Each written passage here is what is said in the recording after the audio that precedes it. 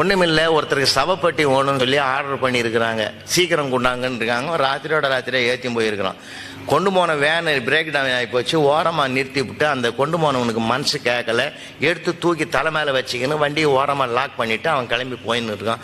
ராத்திரி 1:30 மணிக்கு தூக்கி போகிறான் சார்.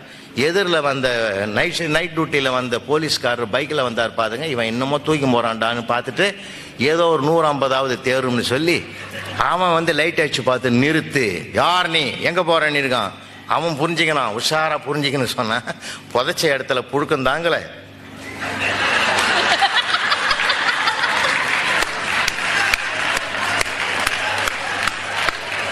அதனால பெட்டியோட வேற இடத்துக்கு போறேன் நான்.